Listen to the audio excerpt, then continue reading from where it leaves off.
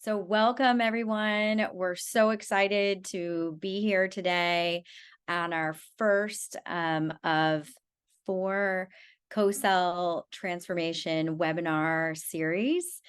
I am joined today by some wonderful practitioners. For those who don't know me, I'm Cassandra Gholston, the CEO of PartnerTap. I'm joined by Chien, the VP of Partner Ecosystem and Channel Marketing Strategies with Forrester. And I'm joined by Raegan Wilson, the VP of Go-to-Market Ecosystems at Spur Reply. So today we're going to take the next 30 minutes and really walk you through a framework for you to use on your own co-sell transformation journey. We're going to give you a really common sense approach that you can use wherever you are in the journey. If you're in the planning stage or you're in the middle of the journey, we're here to help and walk you through this framework. We're going to talk through what is co-selling, really those last mile connections and collaborations between sellers. We're going to talk about why we should prioritize scaling up co-selling with your network of partners. And we're going to discuss when and where co-selling, where does this fit in your go-to-market and ecosystem strategy? And we're giving you a framework for building and scaling your co-sell motion, and some of the automation technologies to scale up co-selling. Last, we're going to talk about some of the common pitfalls that we see in working with some of the largest companies in the world. And we'll be sharing a clear framework and actionable steps that you can take from the practitioners that we have on this panel today, who really have the hands-on experience building and scaling successful co-sell programs with some of the largest companies. So the co-sell journey is really a quest to enable that last mile connection between your sales reps, your partners, the solutions engineers, the team, to really go source and win more business. And building this thoughtfully and leveraging automation and scaling is really this powerful go-to-market motion that can unlock 10 times the pipeline and help you grow faster. So co-selling really looks a bit different depending on whether you're primarily like a direct-led sales organization or business, or you're predominantly a channel-led business, or you have both. But I'm going to turn it over to Maria, who has really her teams have done all the research around co-selling and this new go-to-market motion. Maria? Yeah, great, Cass. Thanks so much. I'm excited to talk about this today, and I wanted to kick it off with, I think you all know that Forrester is famous for our annual predictions, and our 2024 predictions for B2B sales, marketing, and product actually just launched last week. So I'm going to share a bit of this information, but what we're finding is that B2B marketing and sales and product teams are really facing a turbulent year ahead. No surprise, right? We've all been out there, but it's really full of partner-centered growth and productivity, sort of ups and downs, as well as buyer demand, technology, and some regulatory issues. So today I want to talk about just 2 of these. I'm going to do the last 2 of them. So if we talk through one that's centered on buyers and customers, and one that's really centered on partner ecosystem. So if we go to the first prediction, is really about and it's on the next slide.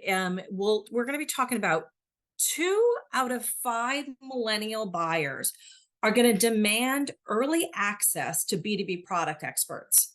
So we have to look at buyers. These are buyers aged between 25 to 44, and they make up 3/4 of business buying teams in 2024. So that's the largest cohort of business buyers.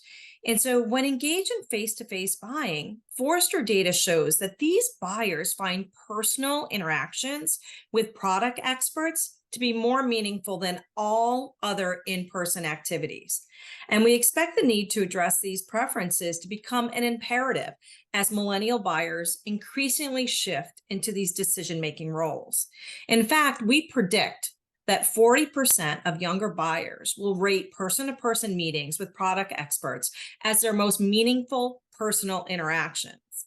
So as a result, successful sellers will need to match buyer needs to the appropriate offering. And their representative experts, right, the product experts, they're going to need to get involved earlier in the sales process. So to alleviate buyer friction points in a smarter, more seamless manner, top sellers are going to forge effective relationships and partnerships with these experts and effectively orchestrate all person-to-person interactions. So at one point you might say sellers are kind of getting out of the process. No, actually they're imperative, but they have to look at this and participate and bring product experts. And those sellers that practice this are going to see their time spent on more direct buyer engagement rise to 25% or more of over their overall work week. So they're actually going to be doing more efficient activities, but they're going to be improving and bringing in their product experts into the cycle. And if we think about that in a co-sell model, how are we doing that with our product? How are we building product expertise in our partners organization? How are we jointly going to market with our partners and our product experts? So that's a thought that we need to think about as we go into the next prediction. And the second prediction is really about dealing specifically with partner ecosystems.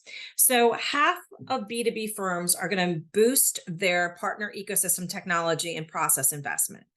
We see that reliance on partner ecosystems is an upward spike in 2024, as it has been through 2023, particularly as economic pressures continue to challenge the direct sales growth. And as buyer preferences are shifting to partners that offer more value through richer sets of solutions and services. So we say that more than 1/3 of marketing decision makers, product ecosystem, and channel leaders are planning to focus on productivity in 2023. And they said they're going to concentrate on expanding, augmenting, and investing in channel technology. And we see that to only increase that focus in 2024, particularly as we bring multi-party into this mix. So we predict that half of respondents will report spending an increase on partner ecosystem, so purpose-built for partner ecosystem technology, and half of those will increase that spending by a minimum of 10%. So companies are looking to boost their tech and process investment. They should adopt multi-party collaboration processes for co-innovation, for co-marketing, account mapping, and most definitely co-selling. They need to really think about their attribution models and re-architect those methodologies. And they're going to, of course, as everyone is, integrate novel capabilities such as generative AI into their partner-led marketplaces. But it's really about adopting process-led and looking at those processes around this co-marketing, co-development, co-selling aspect, and then obviously the support of partners. So those are our two big predictions for 2024. But I also wanted to share with you some data. And we're going to transition into some data around a survey that was actually done this year. We just got our survey results back in June. And it was a partner ecosystem and channel marketing leaders in 2023. And they said that 78% of them said that they are significantly ahead of the industry average when forecasting partner influenced revenue growth. So those organizations are expecting to see a year-over-year increase in partner influenced growth, then that's assisted and delivering revenue expectations. So it's going to be above last year. And the fact that we're actually tracking partner influence growth is a huge step in the right direction. So partners are pivotal in the buying process, but absolutely in the selling process. So how are we engaging in a repeatable, scalable fashion with our partners around influence.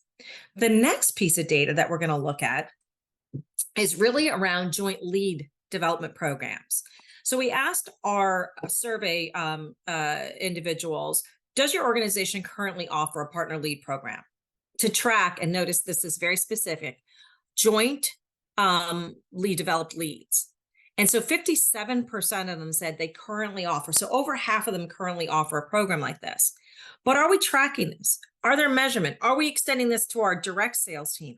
Are we looking at the go-to-market motion of our organization? And are we marrying up these co-marketing joint lead development programs in the right places? And are we communicating them? And are we rewarding success on them? So the next slide I wanted just to talk a little bit about is that how are we measuring this? So we asked these same respondents, does your organization track and measure partner joint go-to-market, co-marketing, and co-selling efforts? Because when it gets down to it, you can't manage what you don't measure. And 44% of our respondents do track and measure these joint go-to-market efforts. But as we move to scale, as we move to programatize, co-marketing, co-innovation, co-sell, this is going to be critically important. So this 44%, while we were thrilled to see this, we expect that to rise and be even a more critical business imperative as we go throughout 2024. So what does this lead us to? Really, it's a journey. It's just not one moment in time. Co-sell is part of a broader set of joint go-to-market motions. And you notice I said motions, not motion. It's multiple motions. So it should be supportive of multi-party collaborative sell motions. And we see organizations supporting internal and external sales rep and plans for mutual sales success goals around a particular product or service or offering. But we need to be applying rigor to this joint go-to-market motion, as it's more valuable to mobilize multiple entities to align and build momentum for activities such as co-design and co-build. We're trying to create the right solutions for our partner and from our partner, buyer, and customer needs. And we really want to look around actively engaging the customer to fulfill the customer needs. So the focus must be on the buyers and customers. So when we think about co-innovate, it might be co-innovate without co-sell, designing the best solution to meet customer needs. And most definitely could be co-marketing, right? GSIs might do this, but they might not actually co-sell with you, because co-marketing could be a joint effort between two or more companies, really to simultaneously build and promote your businesses. And on the other side of it, we're looking even beyond the selling process, a service and support post-sale lifecycle, because it has never been more critical in today's emphasis on customer experience, customer obsession, and recurring revenue models. But today, we're focusing on this critical element on co-sell, because we know many companies are talking about this and really coming to all of us on the phone today to talk about how do you establish co-selling excellence with partners? How are we connecting with our direct teams, our partner teams, our resellers, and as I already mentioned, these critical product specialists that are the most meaningful interactions according to our buyers and customers. So it really is centered around the ultimate goal, providing joint value to the customer and the customer value creation and getting them to realize and delivery against that. So how do we go? How do we move forward? We can't do this in isolation. We cannot do this as an ad hoc experience. So really what we need to do next is go beyond these random acts of co-sell. And we really have to look at how are we working together? What are we delivering? What are we doing together that the buyer and customer needs, and driving those buyer and customer driven solution needs?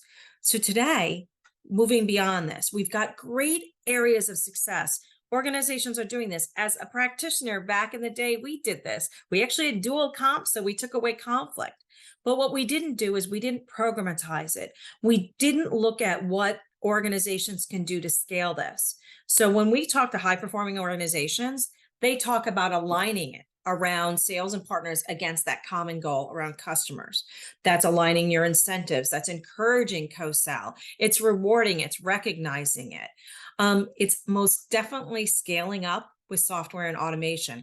I showed you the prediction on the investment that's going to be in partner ecosystem technology, right? That technology that can look at thousands of partners, that can look at workflows down to automation, because we know process precedes technology, but then can connect, measure, and have an output of really taking co-sell and programmatizing it so that it's consistent across the organization. And we have to look at sourcing new leads in pipeline. This is going to open us up to more areas of growth. It's going to be expansion in opportunities that we already have. It's going to be delivering better solutions to our buyers and customers and creating marketing plays and campaigns that support this. This is all about shifting the mindset and orchestrating around customer solution needs, and then supporting those needs with the best programmatic support and your best partners. So how can we work together to solve these needs? I think I'm going to turn it over to Raegan, who is going to spur some thoughts around this from her practitioner experience. Well, I love that, Maria. And it's clear Maria's data shows that you need technology to enable scale. When you can move from random acts of co-sell to intentional acts, you throw gas on what can be done with internal and partner sellers as they work more efficiently together. So, however, moving from random acts to intentional acts, it requires this technology investment. And there are really 3 steps that need to be considered: build, design, and scale in order to be successful long-term. So we want to start by determining your co-sell maturity and readiness levels. What random acts are you working on today that are working, right? And where can you scale those? It might take beginning with an assessment of where you are today and where you want to go. If your readiness is on the lower side, you might want to start with a business case. That's going to help you get your key stakeholders on board and really make sure you have an alignment with where you're going. Now, if your maturity is higher, you might be able to start looking towards technology to automate and accelerate where you are today. From here, you'll need to work to ensure structure and alignment with how co-sell fits within your internal go-to-market strategy. Regardless, to be successful, you have to ensure that you bring your other internal stakeholders along this co-sell journey with you. And that's going to help you avoid channel conflict, because the last thing you want to do is create more conflict within your internal teams and your external teams. Once you've cleared the design phase, you should have a clear understanding of your strengths, the market you're in, and where co-sell will play, and the partners to work with. From there, you can move forward. At Spur, we often see companies trying to start here in the build phase. Clients are really excited about tools like PartnerTap and the acceleration that they drive. But the foundational elements for success with the tools are built out in the design phase. And without a plan, you cannot implement the technology or the program pieces properly. As Maria said, process precedes technology, and it's true of co-sell end to end. In addition, you'll need to have your strategies finalized and the incentives aligned internally for teams and partners. The sales incentives are going to be key, and tracking them will be a critical component of success, as you need all of your sellers on board to be successful. In this phase, training is going to be key, as your internal teams and partner teams both must understand how to be successful and how to use the tools and the data that's provided. You'll also want to make sure that you have a clear way to track and measure the impact of the program. While technology is a key piece of the equation, it's going to help you get to scale, but you need to be able to track and measure. Once you have the co-sell program off the ground and you've got some traction, now it's time to scale things up. And this means expanding internally and adding more partners into the mix. It's likely that you started small with, a program that looked a certain way, but in order to scale, you'll take that success and you want to repeat it. So it might mean expanding to more products or services, or even adding other routes to market into that co-sell mix. One of the key things to scale is evangelizing the wins. This will come from that initial rollout that you've had, and that's going to help you get others excited and on board with this new process. Adding in additional sales plays or even looking at multi-partner co-sell can be one of the next best actions for scaling a program. And these things will help you measure, these things will need measurement and design. So you've got to go back to the beginning and design and then build and go through those processes again to ensure that all the co-sell motions land successfully. Now let's take a look at the keys for co-selling program success. And there are really 3 key things I want you to take away today for when you're thinking about success and what that looks like. The first one is to build a clear and measurable business case. Without a roadmap, you won't know where you're going or even if you got there. So knowing what that success looks like and having everybody on board with that business case will help you understand if you're successful. Second, selecting the right tools based on your program readiness and maturity level. And those 2 things are key because automation will allow you to scale and amplify your ability to co-sell. Real-time mapping, it's a game changer for identifying new logos and expansion opportunities. We've even seen customers leverage it to align support opportunities and service needs with the right partners. So it's something that you can span across not just the true selling motion, but often that customer retention and success piece as well. And then third, scaling up your new approach will mean bringing others along and getting your teams on board. A top-down sponsorship will ensure that your teams are aligned with the strategy, but also anticipating the internal adjustments that are going to come with this, and then aligning change management along that so that you bring people on board and that everybody understands what the future looks like will also be key. Now, with these things in your back pocket, you should be prepared now to prevent some of the pitfalls that we typically see. And I'm going to pass it over to Cass now so she can take you through some of the things that we've seen as clients have gone through these processes. Thanks, Raegan. So I'm just going to touch on a couple of these that we tend to see. You start really scaling up a co-sell program, and what Raegan said, put gasoline on this fire. You really have to take into consideration, what is your culture? Are you still running this culture of the Lone Ranger salesperson? So are we, highlighting the person that sells alone all the time, and not highlighting the person that is working across partners? In every company, salespeople have teams around them of product specialists and partners that are in on these deals. And it's just an age-old thing to only highlight the one seller.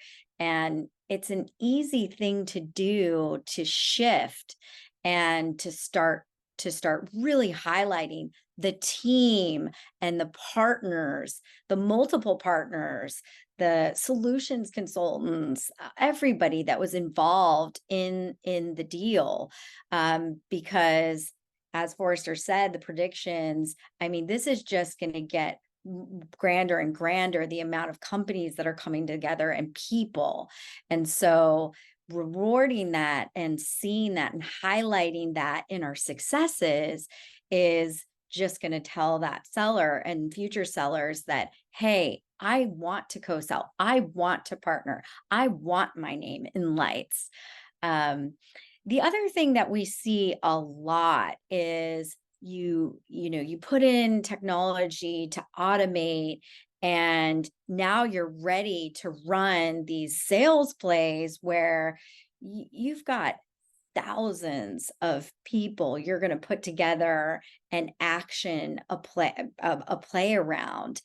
And the thing that is going to stop the play in the tracks is if your financial incentives are misaligned. And we see this so often that companies say, yes, we're a co-sell, we have the program. okay, everybody, we're co-selling, and the teams are not incentivized to work together. They are disincentivized. They have to take a hit to a commission to bring in a partner. And that's just going to stop a true automation and scale in its tracks. So really think through, what are our financial incentives and what are we highlighting, because you can put all the automation and tools in place and nobody is going to agree to run these plays. And then the last thing I'll say is shadow IT. We see a lot of people think, oh, this is great. We're going to get some technology in and we'll, run this in a shadow IT, we'll prove success, and then we'll take it up to their security teams and we'll scale this. And it shoots yourself in the foot doing that. This has to be a top-down strategy when you're putting automation tools in place. Otherwise, it's going to fail, and security teams are just going to say, "What are we doing?" This really has to come through the right channels, the right process for you to get the scale and success of any type of program. So I want to thank everybody. This was the first intro into our webinar series, but we're going to go and we are going to take a much deeper dive in the next episodes here. So we're going to take a deep dive into the actual co-sell plays. What are companies doing to really drive true scale and success and more revenue around co-sell plays. And then we're going to talk about building your co-sell foundation. And then how do we launch this program? How do we get partners excited around a program like this? So we're really looking forward to the next three parts of this series to go deeper. I want to just say that we're going to be sending out this deck to everybody. So if you want to read through all these predictions and the research and what Raegan talked about around designing your program and what you need to do and what the pitfalls are, you can look at this at your leisure. And everybody that is on today's webinar, I see a lot of people on today, you're all going to get invited to the deeper sessions. We wanted to let everybody know that you can reach out to anybody on this slide. Maria, joined by Hannibal, Raegan and Kate, myself, Judy Lore. You have our email addresses. Please reach out with any questions, or if you just want to pick our brains or you want help, we're here to really talk to you about the journey and what we're seeing.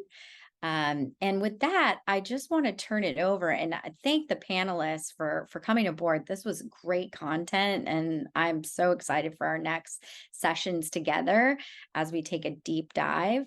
And if anybody has any questions around the materials that we've discussed so far, please send your questions into the Q&A or to the chat box, and we are happy to take some Q&A now.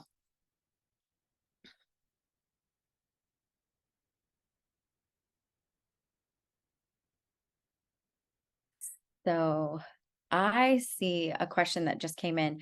Are there any business cases that you can share with us?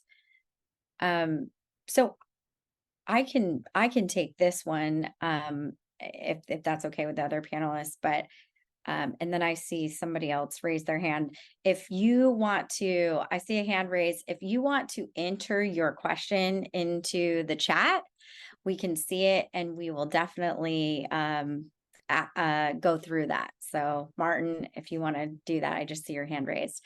But in terms of business cases, every single business case that we go through with any of our customers, we're really looking at what are the sales plays you're making today? What are these random acts of co-sell? And what is the ROI that you get in a random act? And if we took that and we put automation around this and really scaled this, what is the revenue gain in 12 months time with top partners? What could we gain? And in a lot of these companies, we're seeing in the billions of potential gain with top partners. It all depends on what is your average deal size, how big is your partner ecosystem, and how much business are you already doing with your top partners. And then somebody asked about, okay, lots of questions coming in now. Can you briefly recap the cybersecurity behind PartnerTap? I'm happy to point anybody to our trust page on our website to go review all of that. And then the next question I see coming in, we have both a partner channel and a direct sales team. In a co-selling model, who typically owns the customer after the initial sale? Meaning, who is responsible for support, expansions, and renewals? Maria or Raegan, Yeah. you want to take this? I'll jump in just quickly, and then Raegan, if you want to add to this.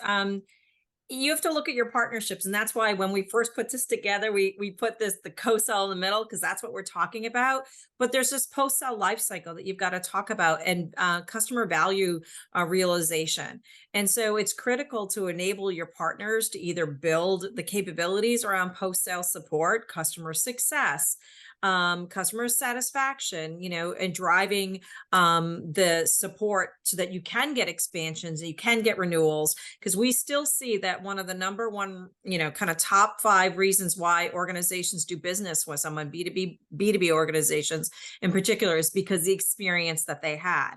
So one is absolutely making sure, but it's going to be an answer that depends. Do you have partners that you're aligning with? They might be different than the co-sell partner. So this is why it becomes multi-party, multi-partner. And so you have to take a look at that. So it's building the capability. Sometimes bigger partners, as Cass, you were just talking about, that bring in a lot of business, they might build the function around this. But post-sale customer support has never been more critical. And those organizations that have invested in it and looking at it from a customer obsessed way, create more repeat business, higher engagements, better customer sat score, and more expansion, cross-sell, upsell success. Your partners may or may not know that, depending on the size of the organization. So we just shared data, a process framework, information. You can't assume that your partner knows this. So part of it is the transparency and the enablement that you do with your partners and bringing them into this. There's a reason why it says co, because it is with both of you. And if you have those motions with your partners, you need to make sure that you are accountable and you clearly articulate the rules of engagement and what they want to do. What you don't want to do to cause conflict is to make an assumption and go in and take over that customer.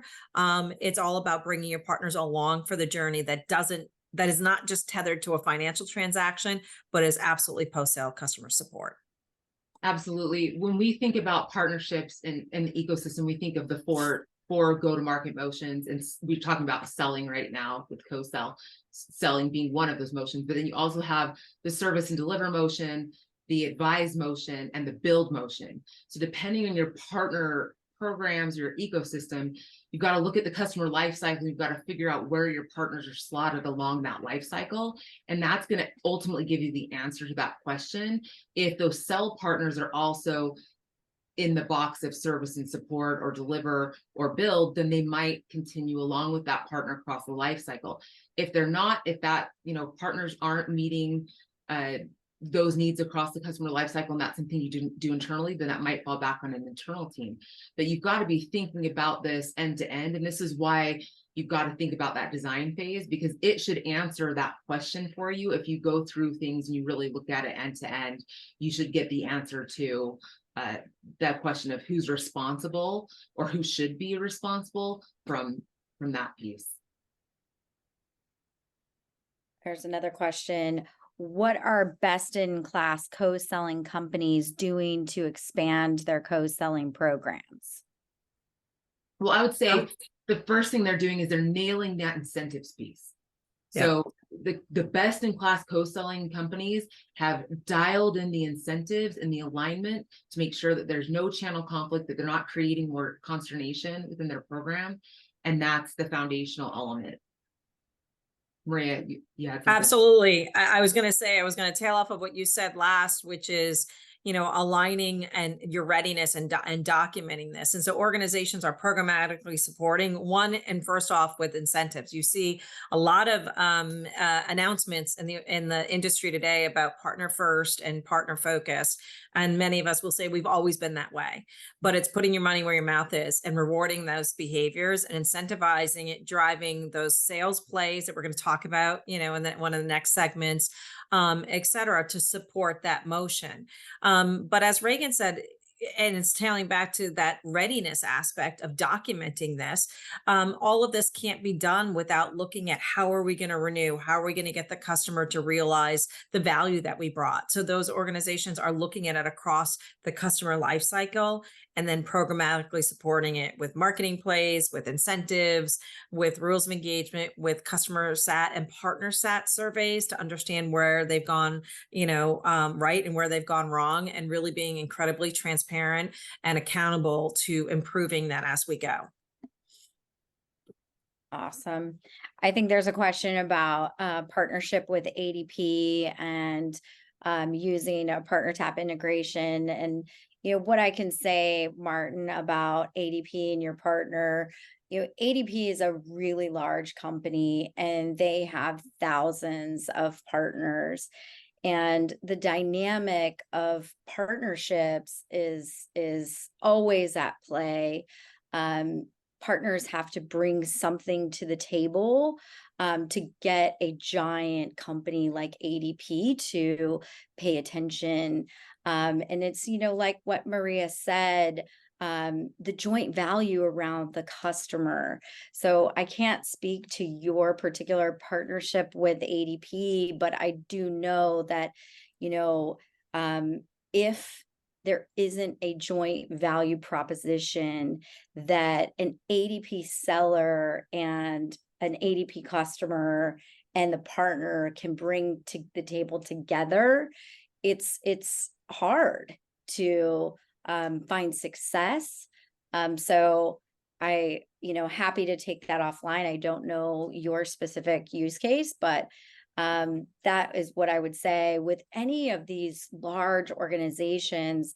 As we partner together and we go into co-sell motions, are we bringing value to the customer? Are we bringing value to the team on the other side that we're working with? Because that's what's going to get wins, and that's what's going to get partner teams to work together. The next question I see is, what should companies be doing right now at the end of 2023 to set us up for a co-selling initiative in 2024? Anybody on the panel want to take that? I'm happy to, if nobody wants to. I'm going to tie it into the couple of the things that are bubbling up, is not looking at co-sell in isolation. Co-sell isn't everything. It's part of a go-to-market motion and motions. And just like we talked about incentives, there may be an incentive to align around doing co-sell and working with a partner and jointly going to customers. But most definitely, you can't just end there. You have to look at your customer's journey, the customer life cycle. Those customers are going to come in and hopefully be repeat buyers, and we're looking for expansion. We're looking for renewals. We're looking for advocates. We want to create advocacy within our customer life cycle as well. So looking at it across that and planning beyond co-sell, what's building into co-sell, what's building coming out of co-sell. And Raegan said that you might not have the right partners. You might not have those partners supporting post-sell lifecycle support. That's why we're talking about ecosystems, and we're not just talking about one thing, because an ecosystem involves influence, innovation, build, develop, influence, co-sell, resell, renew, service, support, advocacy, etc., in a very dynamic way. So not planning for co-sell in isolation. And I'll go back to the advice of look at it, document it, create the right readiness, assess where you are, and start in that design phase. Don't just jump into you can have a fantastic co-sell motion, but if you're not repeating it, you're not developing and extending it across more of your partner ecosystem and more of your direct sellers, then it's always going to be a great part of your business, but it's not going to be, your business. And we're seeing more and more organizations, and you see it in the news, tilting that way. Now they have to align their incentives and other support to it. So it starts with the documentation, but it needs to start and focus around the customer and the life cycle that they have with you and your partnerships. One of the things you said earlier, Maria, was, the random acts piece. So to that, the question of like, what should you be doing to set yourself up for next year? I would go hunt around your organization and find out where the random acts are. Because if you're not officially doing co-sell today, it's likely that someone has cracked the code internally and is doing it. And they're just, they're a lone wolf just out there, and they've mastered this secret sauce on their own.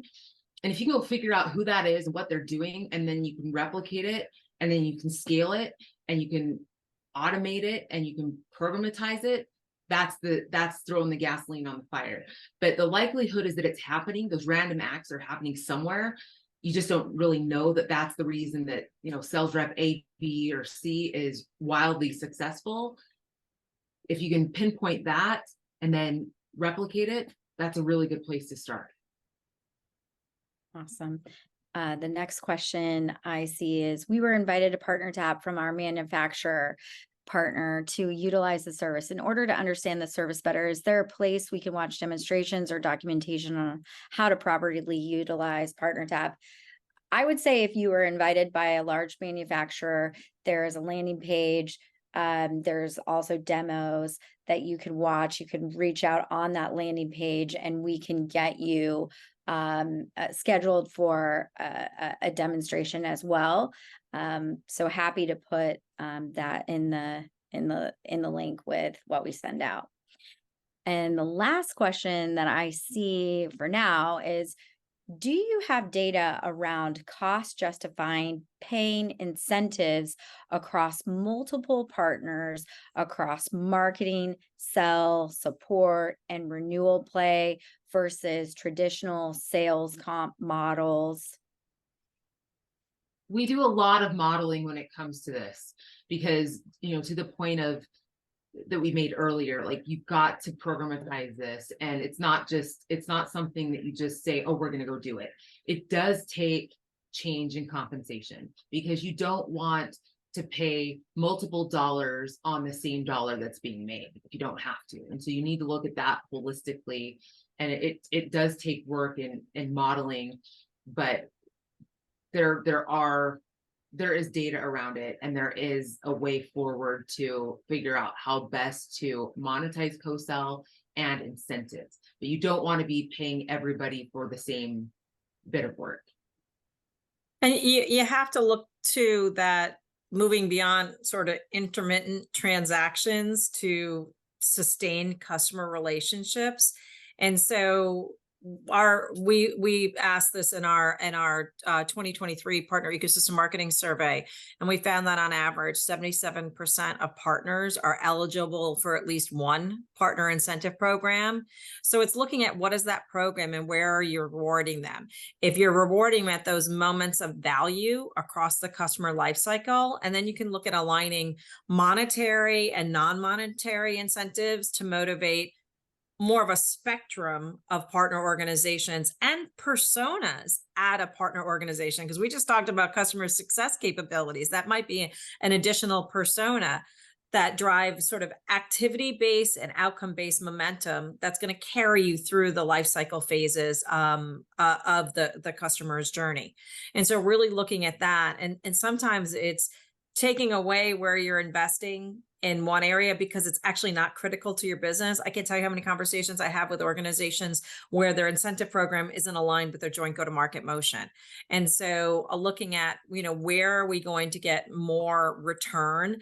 And then really companies are now starting to, as I showed you, measure that joint marketing and that joint market effort, the return on it. So we're getting that data in to validate and help validate. Of course, at any organizations, depends on, are you enabling your partners, are you communicating to them, et cetera.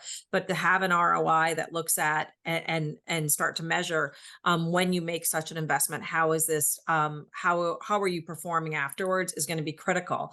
But it's not just that financial incentive, it's also aligning those non-monetary, like, rewarding them, advocating Training for them. There's a lot of, comes in as an incentive. We're seeing some companies turn towards points as an essential currency, so that customer or partners can actually pick how they're rewarded. So some of those points can go towards monetary incentives or rebates or financial elements, but other elements go towards marketing activities or training, or depending on the program, whatever makes sense for that partner, and based on that partner's go-to-market motion, what makes sense for them in their business.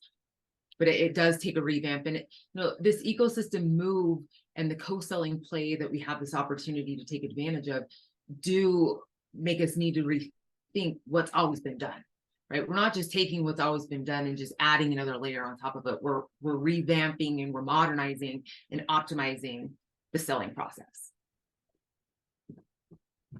And you're doing it based on what customers and buyers prefer, and using that as the data point. It's not an inside out look. It's really looking at what is meaningful, what is most valuable, why are buyers buying? And if you think about it in that aspect, it's really your buyers and customers who make up your partner ecosystem, because it's how they want to buy, who they want to buy from, what are they buying, and when are they buying. And so really looking at it that way might open up to different partner types and business models, and get you engaged, more effectively with your current customers, but absolutely broaden the scope to include new customers and expansion opportunities. Great.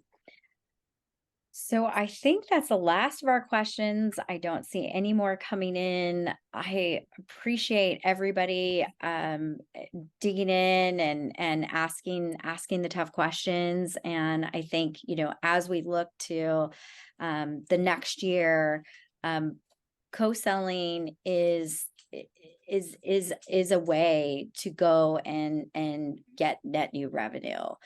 And in some ways, yes, do we pay more on the front end of a sale? Yes, but can we get more? And one of the things that I see so often is that, numbers are down.